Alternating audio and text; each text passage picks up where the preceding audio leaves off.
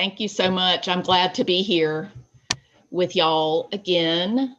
The Kirkendalls are popping in, so we'll continue to see. I see Bob Osborne. I have asked my students this.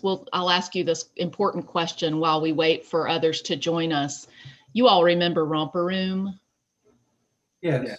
My students have no idea about Romper Room, but I feel like, who was it? Who was the host of a Romper Room? And she would look around into television land and say, "Hello, Glenette." "Hello, Linda."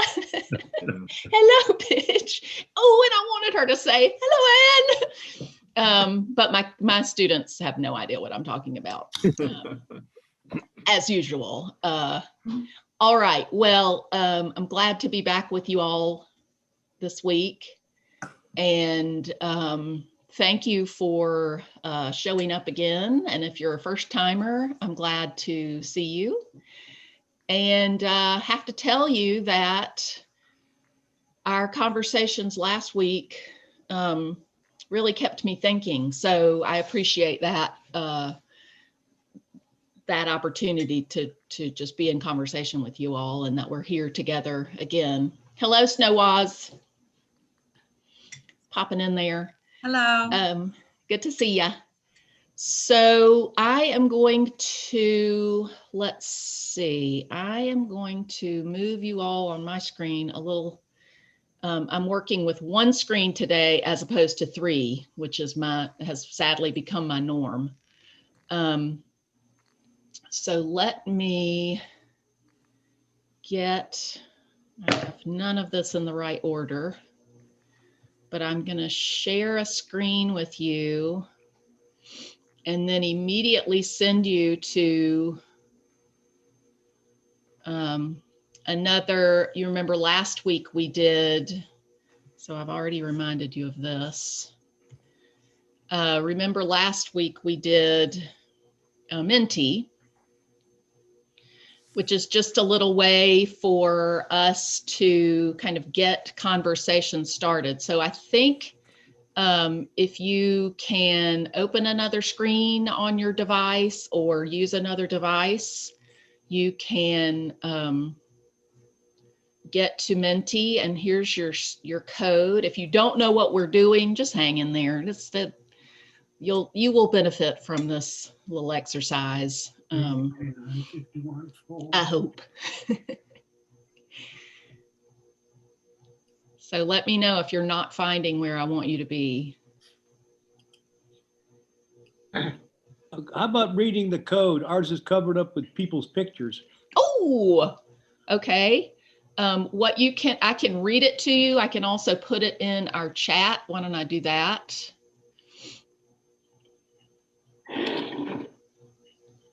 I can. You can move the pictures. Okay. Yeah. Yes, and you can also move the pictures around. Here, let's see. I'm going to put it in our chat. 2329514. 514. Now, Ann, if I click on www.menti.com, I ought to get to something. You might be able to, John. If you can't, you can open another window, another browser window, and go to menti.com and enter that code. 29514. Oh, okay. Oh, is this the Mentimeter?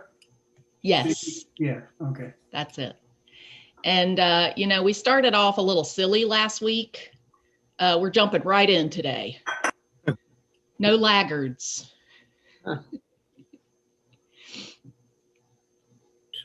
Hi. Sorry, Ann, I'm a creature of the 20th century, but Me too. I'll catch up. Okay. We're supposed Let's to have see. Matthew, Mark, and Luke.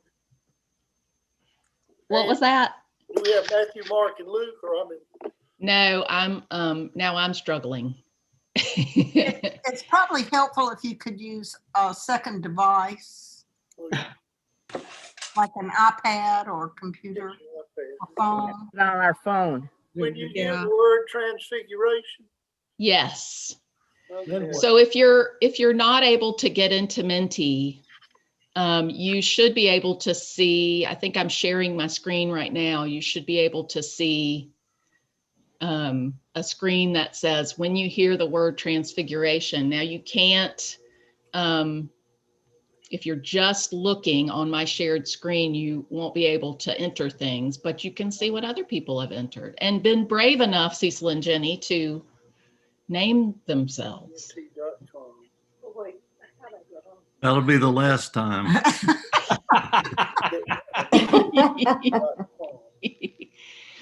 And I think you can enter, you can jot in a couple of things, not just one thing.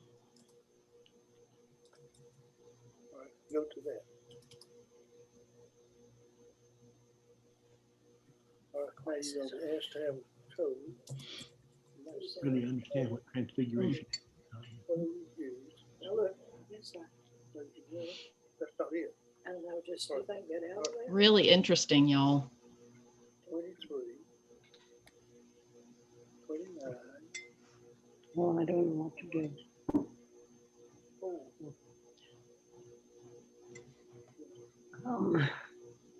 Ooh, good. Ooh, interesting. Wow, y'all are very cool.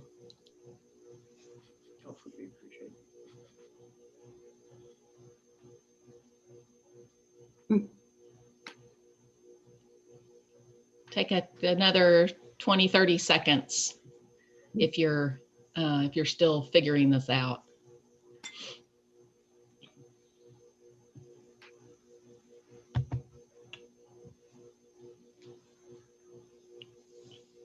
Great. Wow, good.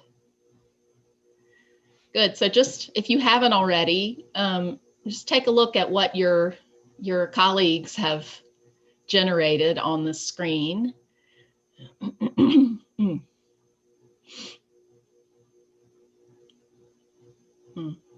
Wow, these are so neat.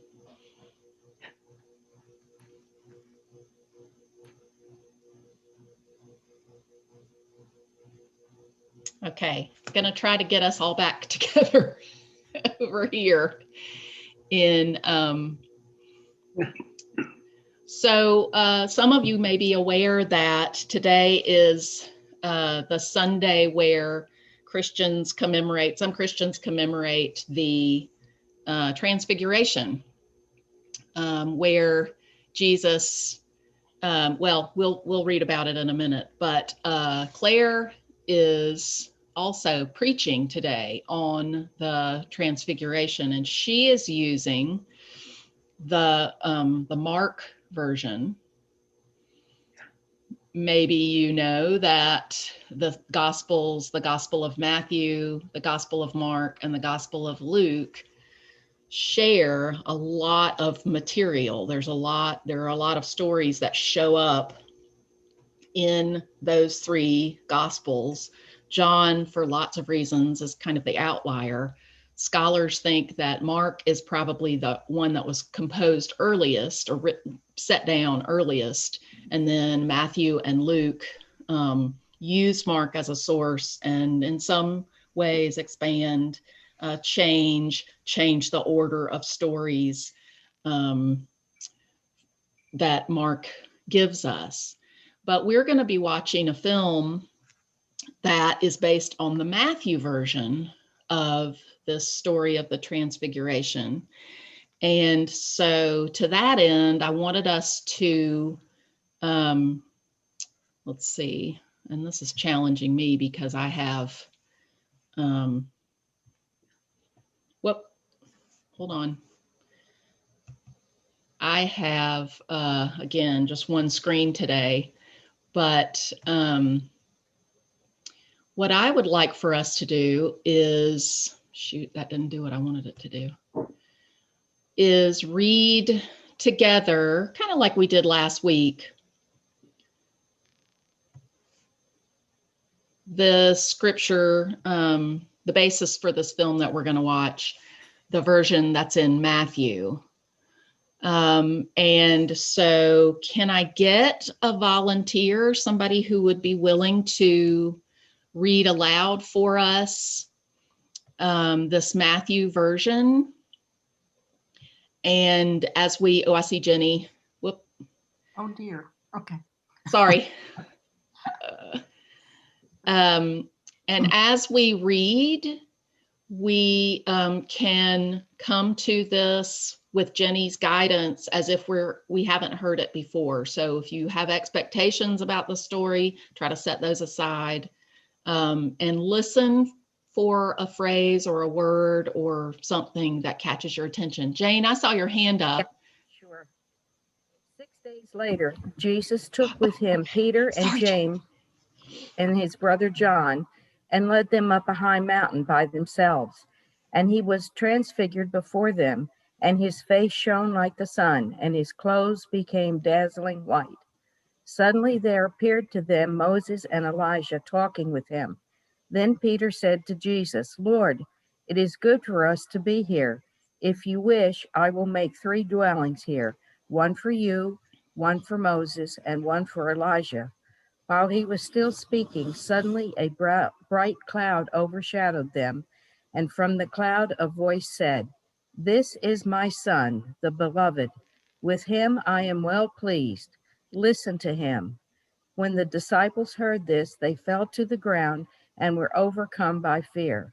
But Jesus came and touched them, saying, Get up, do not be afraid. And when they looked up, they saw no one except Jesus himself alone. As they were coming down the mountain, Jesus ordered them, Tell no one about the vision until after the Son of Man has been raised from the dead. Is there more? No, that's it. Okay. Thank you, Jane. Thanks, Jane. Words, thoughts? Jenny, I'm coming to you. Oh, no problem. What occurred to you as you heard Jane reading? Do not be afraid.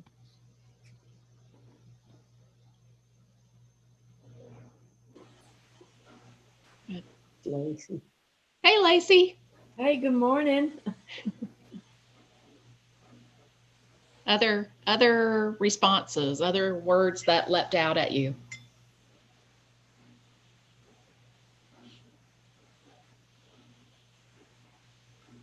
It reminded me of the baptism of Jesus, where Jesus speaks and acknowledge, this is my son.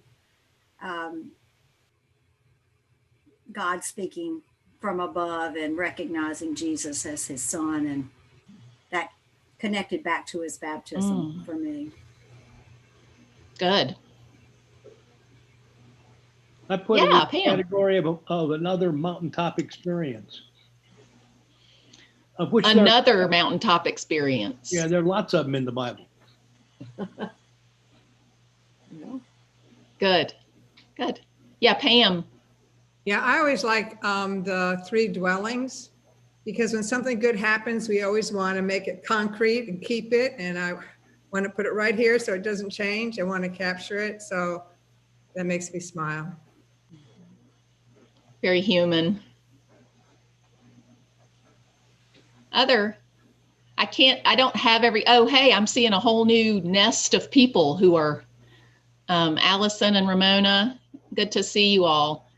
I'm operating on one screen this morning, so I don't have everybody in front of me. So if you have a comment, just fling it out there into the cyber world.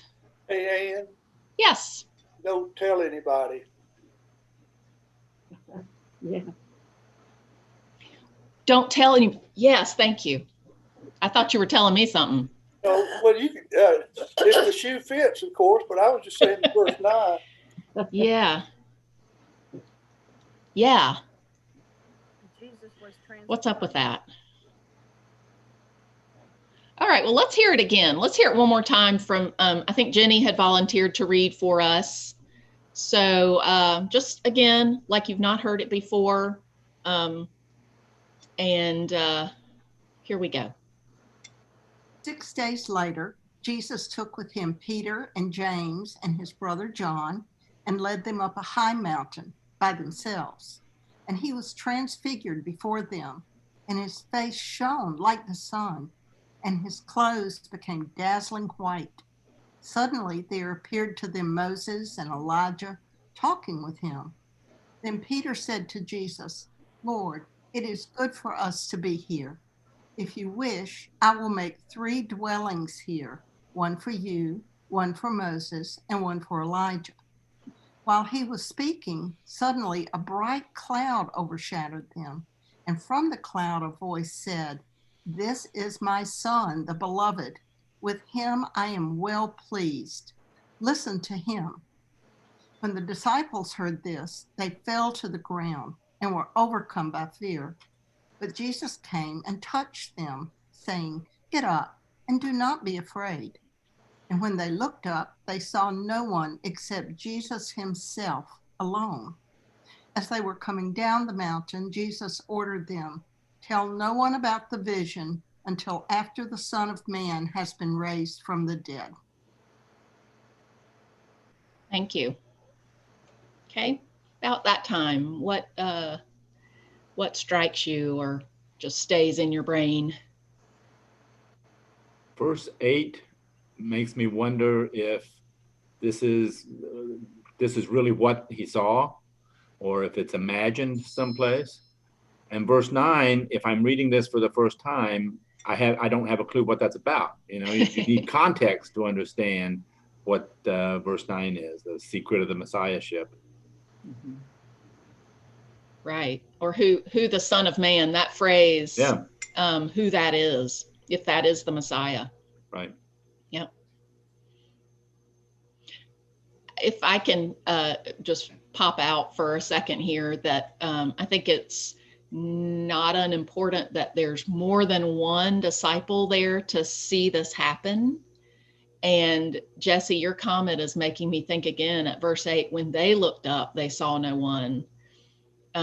This would be maybe an easier event to dismiss if there had just been Peter or James or John, but the 3 of them together seeing this and apparently agreeing on what they saw makes it more compelling, more real. On the other hand, on verse 9, he calls it a vision. So does that mean it was real or imagined or what? Good, yeah. It was clear that the cloud that was speaking spooked them, and so they fell to their knees. I'm surprised that they identified Moses and didn't go, wait a minute, this isn't normal.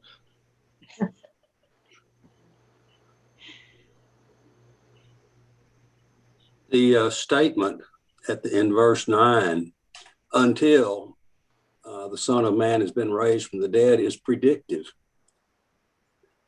And if I were reading this in isolation, I would think, gosh, that's news. And would you be able to keep this to yourself? Probably not. Let's just asking for a friend. So say my friend walked to the top of a mountain. I can imagine that kind of conversation happening. Just this wasn't me, but it was a friend of mine. Other thoughts about this passage? And you might, I could navigate over there if I were more skilled to some of the thoughts that you all posted in the Menti poll. There was a question, am I really seeing this? Is this real? Is this my imagination? Say again? Does that question you just asked go with, in verse 1, there's 6 days later, so there's something going on. In verse 9, there's this big, as Bill said, this big until. And that's a long time, apparently. Yeah. Yeah, it's funny how material that 6 days is. That is a definite period of time. And then in this passage, we've got something that is indefinite into the future. What about me until? Uh-huh. Yeah, what am I supposed to do with this? Yeah. Good. Anne, Yes, this is Susan. Yeah. I had the advantage of doing the preacher's workshop with Claire on Monday. Oh, good. Wow. So she had us actually go back and read the passage immediately before this, since that 6 days is referring to some event. And it was interesting that immediately before in chapter 16, beginning with verse 21, Jesus foretells his death and resurrection for the first time. And so, and that's also when Peter makes his affirmation about Jesus being the Christ. So I think that really helps to connect this passage to what actually occurred 6 days before. And again, he tells them not to reveal. He tells Peter, after Peter makes his declaration, "You are the Christ," he tells the disciples that they are not to tell no one that he is the Messiah. So again, there's some themes from this passage that harken back to that immediate passage in chapter 16, which I think helps connect the dots to the transfiguration.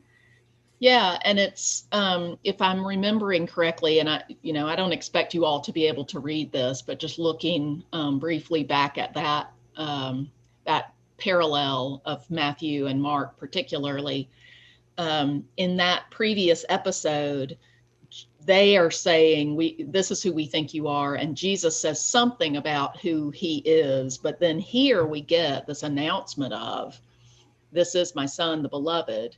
With him I am well pleased. Listen to him." And so there's a kind of building revelation of who Jesus is, who others think he is, who he thinks he is, and then who God says he is. Yeah. There's also, excuse me, there's also Moses, who is the lawgiver, and Elijah, the first in the line of prophets. And so it's as if there are 5 people here with Jesus. Yeah. 5. Peter, Say more. James, John, Moses, and Elijah. There's and even the shape of the mountaintop, they're converging on this place, and then what's going to happen from there. There's some neat imagery going on there. All right, well, let's move to our feature presentation, and I'm going to stop this for a sec, and then the film that we're watching today, I'm not sure if maybe you all have seen it before in another context. It's called Penny, and it's quite, I'll say it's a hard one to watch, or it can be a hard one to watch, but looking for films that are exploring transfiguration, this happens to be one based again on this passage from Matthew. And so I'm just kind of taking a chance here. Bring your frailty and your fragility to watching this film, because it is it's really lovely. let's see, let me get this going, and then I'm going to get that going. And you can see Penny. And I may need to.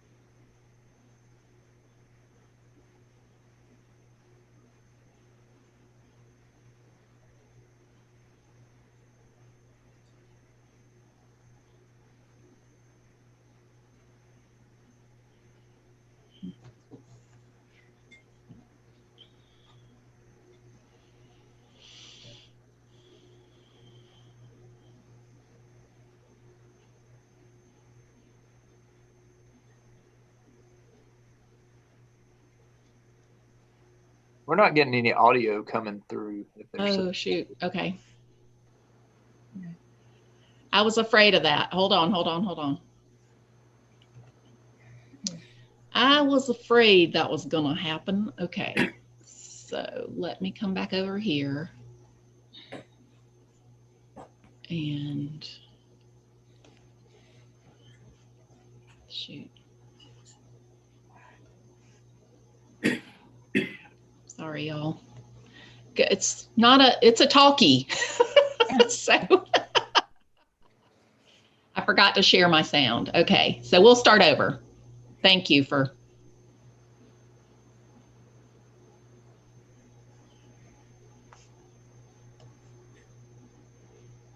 Even better.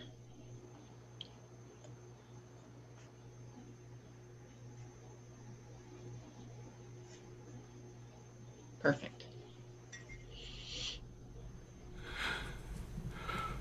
Oh, God.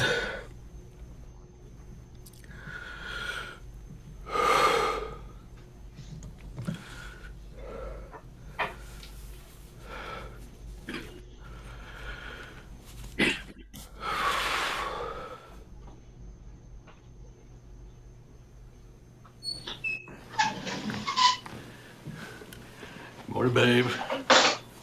Another beautiful day.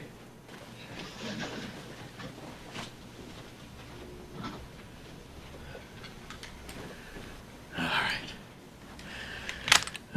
There. Come on now, babe. You got a busy day. This is the day your old man admits defeat. Flares have gone up. Reinforcements are on the way. Here we go. That's it, babe. That's it. Okay? Here you are. Okay, let's take it easy. Here we go. Good, that's it, babe. Right there. All right. Okay. Want to help me pick out your outfit? Huh? How about this? No. No. Oh, look at this. Remember the last time you wore this? Let's do it out loud. Desert flower. Good morning. I suppose you're with hospice. Here to help. I could use it. Come on in. Thank you.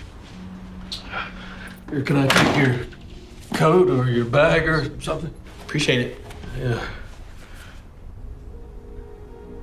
Hi, Penny. I'm Landry. I'm here to help you and Doug in any way I can. Douglas. She always hates it when people call me Doug. Douglas. Very proper. How about we start with some breakfast? Oh, no, it's not necessary. It's my pleasure.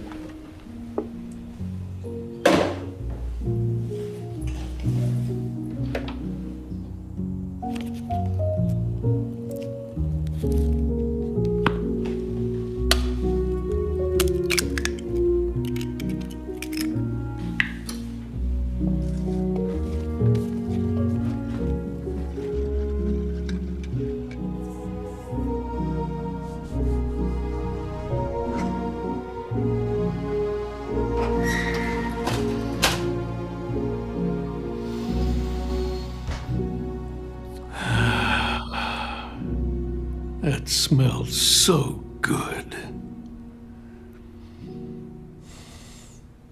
Cinnamon rolls were always your favorite.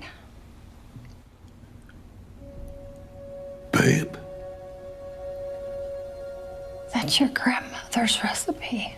Babe. How can you tell?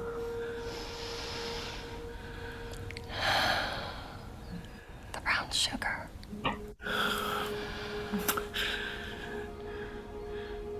But no nutmeg. Nutmeg? It's not in the recipe. That's my own addition. I had always thought yours were better.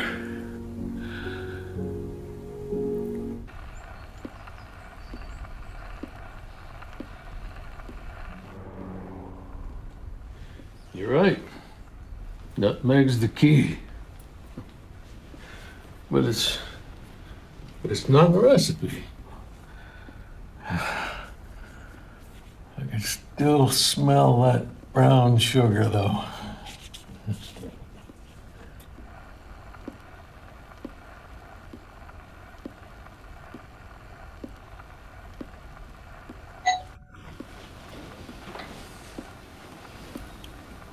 It's our door. You better, yeah, you open that.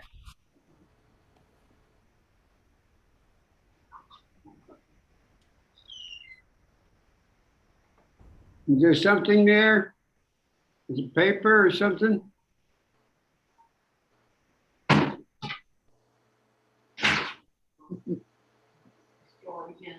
Yes. That's how long it takes to see some. Oh, we can see it.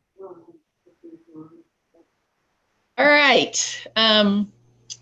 Let me get a couple of questions up here for you. Hey, Mary Thornberry, you snuck in. We've been here. Okay, hang on. Oh, stop. We want to go back here. I don't want to coerce reactions to that film because there's so many ways that this could go, but these were some questions that I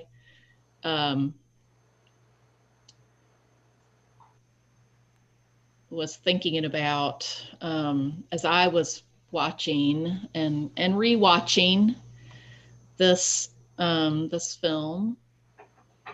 There's so much here visually and in terms of the sound design. But if, we could hear from a couple of people, if there was a sound or a visual, an image that particularly struck you, you don't have to offer us your interpretation of it. It can just be something that you noticed that, this is how filmmakers work, I think. I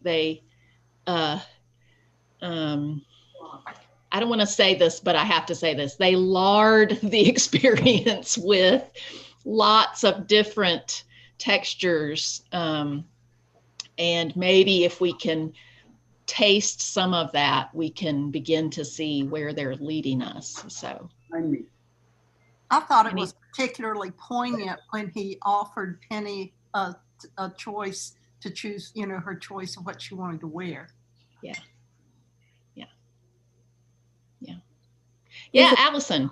Minor, but one thing that really struck me, since I'm not much of a cook, was when Landry opened the oven door and the glass part was sort of splattered. And so it made me show this is a woman who really did cook.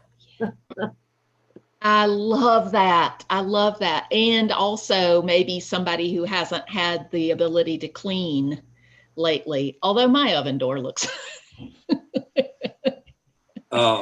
And I thought, this is Bill Cockrell, I thought of visiting my grandparents' house long after they were gone and opening a closet door, and the fragrance in that closet was exactly as I had remembered it. And I thought of my grandparents anew.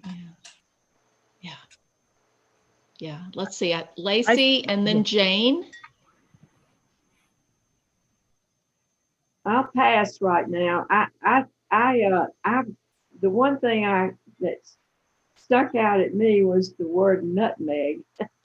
Her addition to the recipe was important to her and to him. Yes. I thought in the very beginning when he asked God for his help, I think it can be very frustrating for a spouse or a partner to take care of someone that's ill.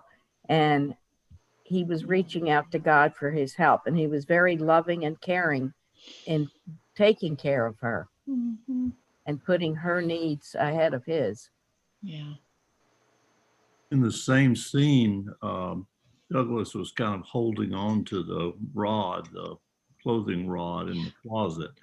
And there's just sense of exhaustion that he was, at least to me, displaying, which all of a sudden disappeared when he came out of the closet and started interacting with Penny.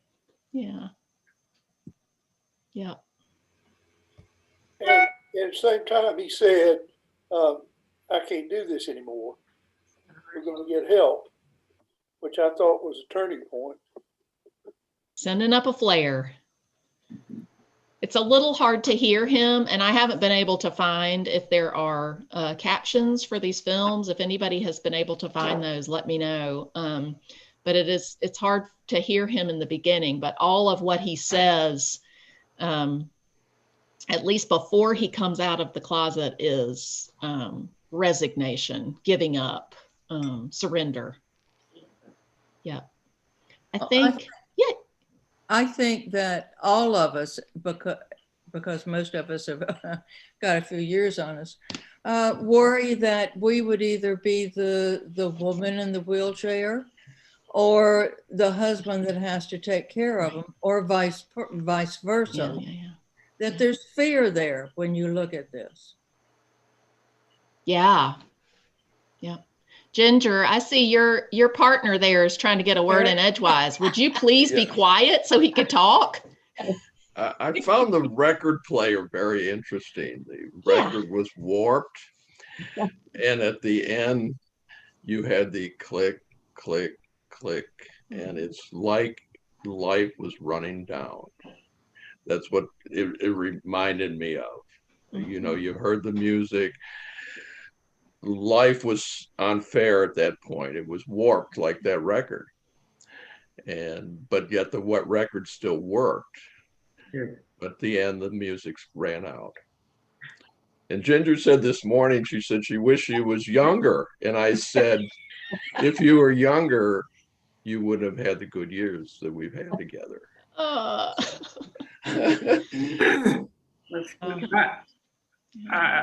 Mike Palmer, and hey, Mike. I was 70 days of doing this. Just that this summer, I was in a nursing home, and I tried to talk to these people, and they just looked straight ahead. But I saw we had to be 10 feet apart when we ate. So it was a thing of beauty when scenes like this worked out. Either the caretaker or the husband was getting through, and I could see the messaging that they were right there, and that reminded me of it. Yeah. Thanks, Mike. I was really struck with how he totally brightened up when she spoke. How thrilled he was. And I gather that may have been the first time she had spoken for days or months. And it was the sense of smell that united them, you know, that sort of brought her back, you know, so that she could talk with him. And her smell was so keen that she recognized that the nutmeg wasn't there, but it was the cinnamon that, and cinnamon has such a distinct aroma, but that was something that brought her back and united them again. Yeah, I agree with Susan. That was the most profound thing that struck me. The sense of smell, I think, maintains itself when possibly the mind is not functioning that well. And when she smelled that, it was like it kind of woke up her mind. I happen to live with a man with a very strong sense of smell, so we're always very aware of that. I wanted to mention my moment of cognitive dissonance, you might say, is when hospice was called and the young black man appeared.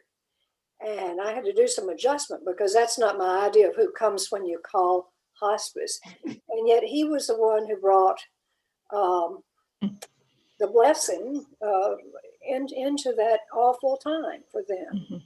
And I love that. I liked at the end when he took the recipe box and put it next to her hands. Like maybe this will bring other memories. We received word this morning that a good friend of probably 30 years died. She had been in bed for probably 6 months, and her husband was taking care of her at home. And it's just sad to lose a friend. Yeah. Never not sad. Yep. And the husband, you know, he's got to be worn out. Frank has got to be worn out. Yeah. Yeah. Can we, oh, sorry, go ahead. No. Yeah, Charlie. Hi, excuse me. This is wonderful reflection. I just wonder about the transfiguring faces. First, the caregiver, and then Douglas. Yeah, you're bringing us to. We kind of plowed through in different ways the questions that I had generated. So I'm interested in knowing from you all. Let's see, we just have a few minutes left. How you connect this film and what happens in the film to the scripture, and how does God reveal God's presence in this film? Is that what this film is about, or you know, how do you connect these together? God sent Landry to help. And in helping, he ignited something in her that brought back some kind of hope to the husband. Yeah, what's the substance of that hope? Is Penny going to get better? No, she's not going to get better. We don't, I mean, she could, but we're kind of given to feel like she doesn't. I think the record player is a clue that things are just going to keep going around and around. But in that short moment where she recognizes the smell and brings up the memory of it was her mother's or grandmother's recipe. It's over. Gives him a little glimmer of hope that she's having some cognitive thought, if only for a moment or two. I remember Allison. Remember something my father said to me when I was in my early 30s. Their next door neighbors were in a situation like this, and the wife had to go to a facility, and the husband visited her every day. And I very flippantly said, well, I don't know why he bothers to go. She doesn't even know who he is. And my father said, yes, but he knows who she is. Yeah. Yes, and going back to, thank you, Allison. That's a great pearl of wisdom. Going back to Charlie's comment about the faces, when she does speak, Douglas's face is stunned. Maybe he's afraid or awestruck. And then he moves into her plane of vision. And there seems to be a connection there between the two of them that he had not felt, like Mike was saying, that he had not felt in a while. And that, what's to say what that means to us when we know that we are seen and we know that we are seeing. It's very powerful. Yeah, he definitely knew who she was. Her face changed too. Good. Not only her face, but in the beginning, her arms were all twisted in front of herself. That's right. And then and she was sitting even in the wheelchair like that. And then when the smell of the cinnamon and lack of nutmeg came, her arms went down. And I thought that was very, very subtle, but very important. Yeah. I think it's worth noting that like the Transfiguration account, this was transitory, a temporary experience, and it raises the question of what do the witnesses do afterwards in light of that revelatory moment. Yes. Great question. Did she eat the cinnamon bun? No, it sat on the table. I'm telling you, that nutmeg is really important. Makes all the difference. Charlie, you're raising another good question, dadgummit. And I want to come back to Landry for just a second. What is his work? And how does he understand the benefits of his work? If she doesn't eat the cinnamon bun, and he appears to be gone by the time, we see her again, kind of enclosed in her wordless state. I think he was feeding her soul and their soul, giving them a memory. Yeah, I think his work is having an open heart and awareness of what people might need that you don't see on the surface. He was really intuitive. Well, I'm sorry. It struck me just the way the filmmaker is putting this film together. The light shines on Landry's face. Yeah. And, that is sort of this big smile on his face. And he doesn't, Douglas says you don't have to bother about breakfast, but, he just takes it upon himself to go in and do something special for both of them. And I think, as Ginger said, he was feeding their soul. He was giving them hope. But you almost see that Landry is the face of God in this story with that illumination. At least that was my thought. Lacey, I think you were getting ready to say something. It looked like it. I was just thinking about hospice. Hospice comes in to help, and it helps in any way. Fixing breakfast is in this film, but in many other ways too. Normally, a hospice person does not come in and bake something in the kitchen, but they help out in different ways. Yeah. So that was my thinking. Yeah.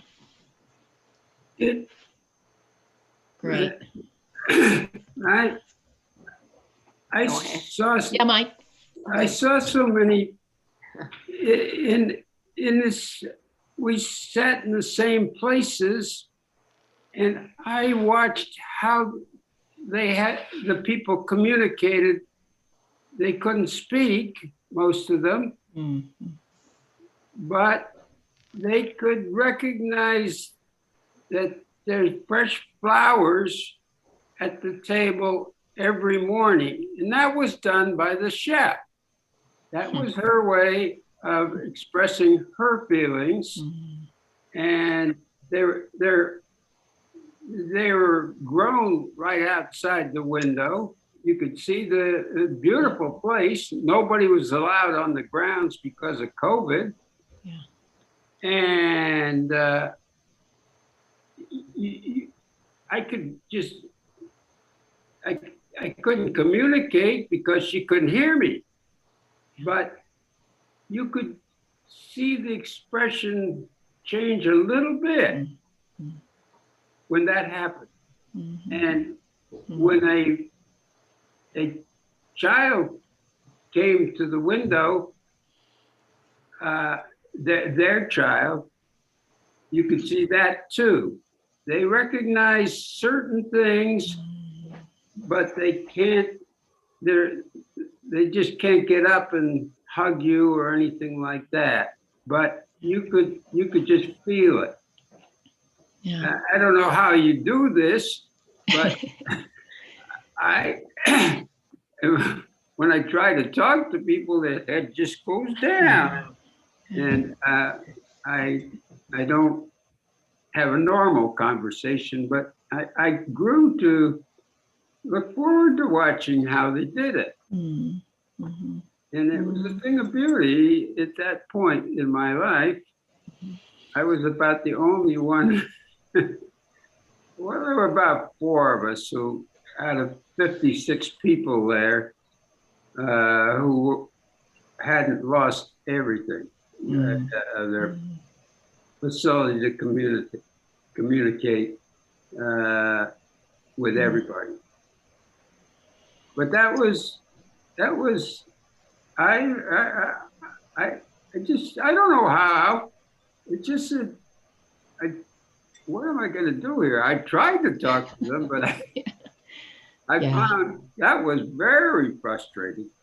And they had group things where we watched Laurel and Hardy and things like that. And we tried to sing together, but only about 3 people are singing at all. But the person who was in charge didn't give up. She just called them by name. Calling them by name was, they could recognize that usually, but that's about it. Wow. This scene, I've seen that care from husbands to the wife several times. Yeah, it's really lovely. Thank you, Mike, for sharing your experience. It's been a long road, I'm sure. It's still a long road. I can't communicate at home all the time. Well, on Mike's note, we have to stop because the congregational meeting is going to start in just 5 minutes. But carry these comments and this film with you into the week, and don't be shy about. You can shoot me an email, or just we can gather again next week and talk a little bit more about this. If you are wondering about the link to the congregational meeting, I've put it in the chat again. If you look at the bottom of your screen, you'll see a bubble and a label that says chat. You can click on that and you'll see the link to the congregational meeting Zoom happening in a couple of minutes. So until I see you all again. Thank you, Ann. Thanks, everybody. Thank you. Be well. Happy Stay Valentine's Day. safe. Oh, yes. Valentine's Day. too. Thank you, Anne. Thanks, y'all. Thank Thanks, you, Allison. Anne. Thank you, Thank Ann. you. Thanks, everybody. Thank you.